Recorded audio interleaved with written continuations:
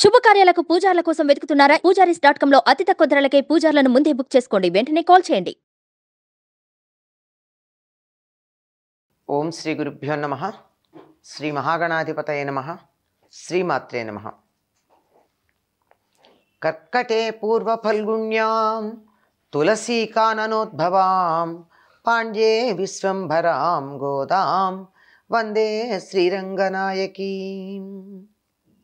నీళాతుంగస్తనగిరితటీ సుప్తముద్బోధ్య కృష్ణం పారార్జం స్వం శృతిశతశిరసిద్ధమధ్యాపయంతి స్వోచ్ఛిష్టాయాం సృజినిగళితం యాబలాత్కృత్య భుంక్తే గోదా తస్యై నమ ఇదమిదం భూయ ఏవాస్తు భూయః. శ్రీ భూనీలా సమేత గోదారంగనాథ స్వామినే నమః. கீழ்வானம் வெள்ளென்று எருமை சிறுவீடு மேய்வான் பரந்தகான் மிக்குள்ள பிள்ளைகளும் போவான் போகின்றாரை போகாமல் காத்துன்னை கூவுவான் வந்து நின்றோம் கோதுகுலமுடைய பாவாய் எழுந்திராய் பாடிப்பழை கொண்டு மாவாய் பிளந்தானை மல்லரை மாட்டிய தேவாதி தேவனை சென்று நாம் சேவித்தால் அவாவென்றாயாய்ந்து అరుళేలో రెంబావాయ్. 8వ నాటి బ్రాహ్మీ ముహూర్తంలో గోదాదేవి మేలుకాంచిందా? నిద్రపోయిన వారు కదా మేలుకోవడం అన్నది. ఆమె నిద్రపోయినదో లేదో తెలియదు. చెరులను నిద్రలేపడానికి మాత్రం బ్రాహ్మీ ముహూర్తంలో బయలుదేరింది. ఏమని చెప్తోంది? తూర్పు దిక్కు తెల్లవారుతోంది. చిన్న బీడులోకి మేయడానికి విడువబడిన గేదెలు విచ్చలవిడిగా పోతున్నాయి. మిగిలిన పిల్లలందరూ కూడా వ్రతస్థలానికి పోవడానికి బయలుదేరారు. ఎలా పెడుతున్నారంటే వాళ్ళ జీవిత ధ్యేయం వెళ్ళడమే అన్నట్టు పెడుతున్నారు. ఎక్కడా ఇతరుల కోసం ఆగడం కానీ ఎందుకోసం పెడుతున్నాము అనేది కానీ లేదు. వెళ్ళడం మాత్రమే జరుగుతూ ఉన్నది. అలా వ్రతస్థలానికి వెళ్ళడం మాత్రమే తమ జీవిత ధ్యేయం అన్నట్టు పోతూ ఉన్నారు.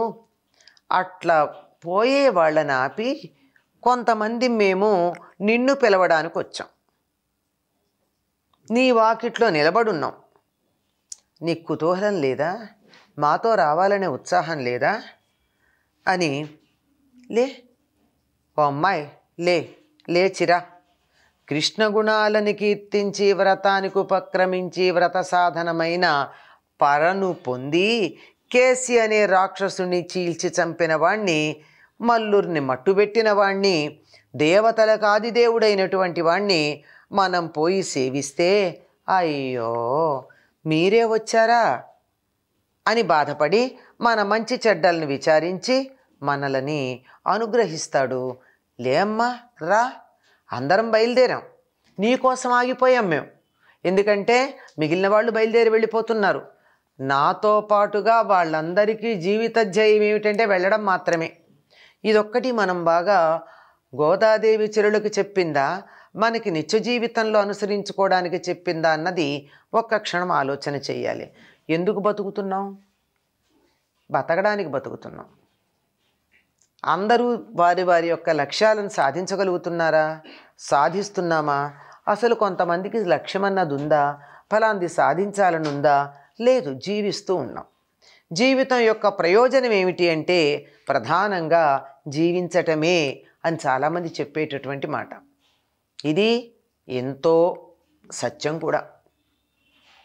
ఏదైనా జీవించడం అన్న తర్వాతే కదా సాధించడం మొదలైనవన్నీ జరిగేవి. కనుక ప్రధానమైనటువంటిది జీవించటం. అలాగే పోవడం అన్నదే పోతున్నారు అంటే ఇక్కడ నడవడం అన్నది జీవనంలో నడవడం అన్నది. మనం అంటూ ఉంటాం కదా, ఎలా ఉందండి అంటే నడుస్తోందండి అంటాం. అంటే కదలిక అన్నది జీవితానికి ప్రధానమైనటువంటి లక్షణం. ఎక్కడ ఆగిపోవటం అన్నది ఉండదండి, సాగిపోవటం మాత్రమే ఉంది. సాగడం మాత్రమే జీవితం యొక్క ధ్యేయం. ఆ విధంగా సాగిపోతూ ఉంటే వాళ్ళని ఒక్క క్షణం ఆగండి, మనలో ఒక్కరు రాలేదు కదా, ఆ ఒక్కరిని కలుపుకుని వెడదామని చెప్పి మేం కొంతమంది ఆగి నీ గుమ్మంలో నిలబడ్డాం. ఇప్పటికి ఏమైంది, తెల్లవారిందా లేదా అని నువ్వు అనుమానపడాల్సిన అవసరం లేదు. తూర్పు తెల్లవారబోతూ ఉంది అంటే తూర్పు దిక్కు తెల్లబడింది, ఇంకా సూర్యోదయం కాల. అంటే సూర్యోదయం కావడానికి సుమారుగా 1:30-2 గంటల ముందు తూర్పు దిక్కు అని గుర్తించడానికి వీలుగా ఒకవైపు కొంచెం తెల్లగా అనిపిస్తుంది. అంటే ఎక్కడో ఏ ఎడారిలోనో మనకి దిక్కు తెలియని చోట పడేస్తే ఒక దిక్కు కొద్దిగా తెల్లగా కనపడిందంటే అది తూర్పు. అంటే హొరైజన్ దగ్గర, క్షితిజం దగ్గర, భూమి ఆకాశం కలుస్తూ ఉన్న ప్రదేశంలో కొద్దిగా తెల్లగా కనపడిందంటే అది తూర్పు దిక్కు అని మనం గుర్తించవచ్చు. అలా తూర్పు దిక్కు తెల్లబడేటప్పటికల్లా గేదెలు అప్పుడే చిరుబీడుకు వెళ్ళాయి. అంటే చిరుబీడు అంటే గ్రామానికి దగ్గరగా ఉన్నటువంటి పచ్చిక బయలు.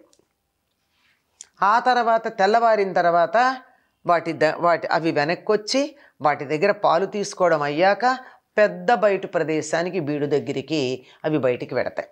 అంటే దూరంగా పెడతాయి. ఇవి దగ్గరగా వెళ్ళాయి అంటే గేదెలకి ఎప్పుడూ కూడా తిండి మీద ధ్యాస ఎక్కువ ఉంటుందండి. ఆవులకి కొంచెం తక్కువే అని చెప్పాలి. అందుకే గేదె పాలు తాగినటువంటి వారికి తిండి మీద ధ్యాస, తిన్నదాన్ని అరిగించుకోవడానికి కాస్త నిద్ర ఎక్కువగా ఉంటాయి అని చెప్తూ ఉంటారు ఆహార శాస్త్రం తెలిసినటువంటి వారు. గేదెలు అలా చిరుబీడు దగ్గరికి వెళ్ళాయి.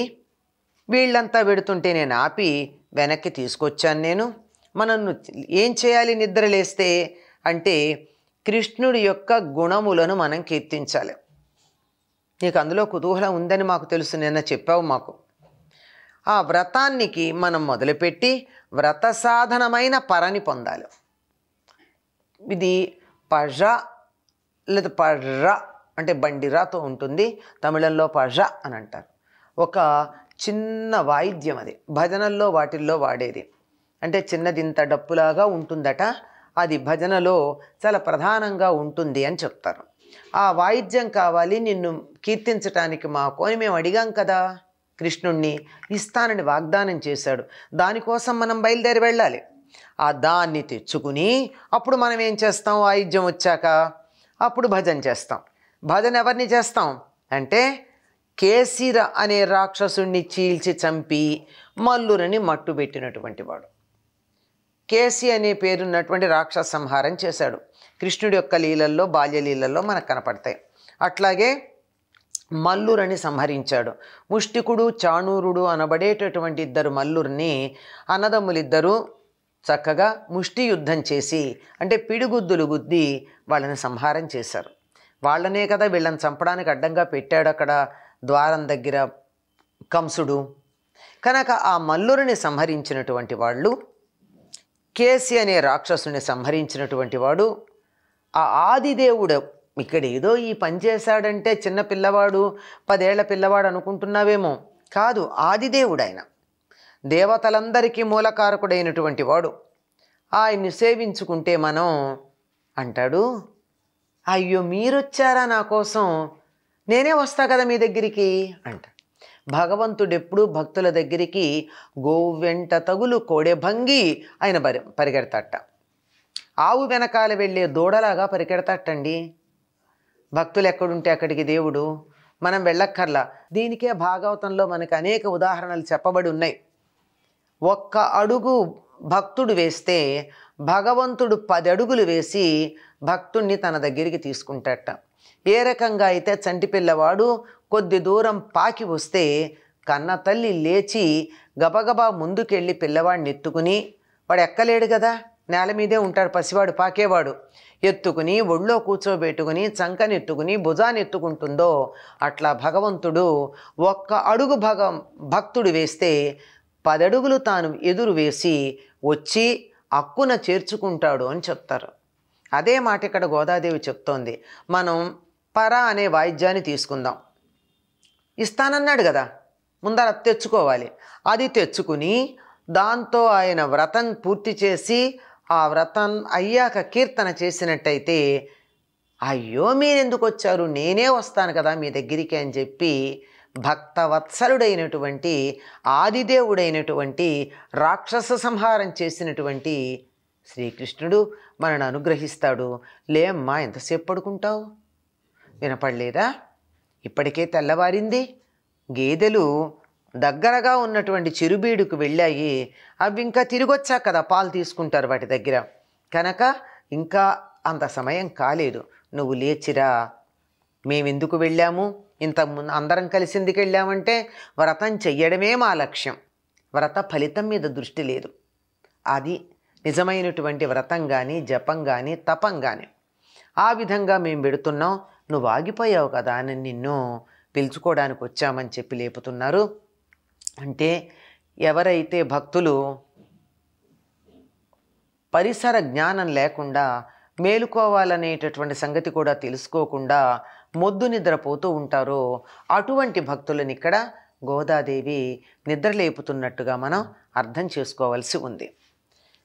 స్వోచ్చిష్టమాలికా బంధగంధబంధురజిష్ణవే విష్ణుచిత్తతనూజాయై గోదాయై నిత్యమంగళం. స్వస్తి.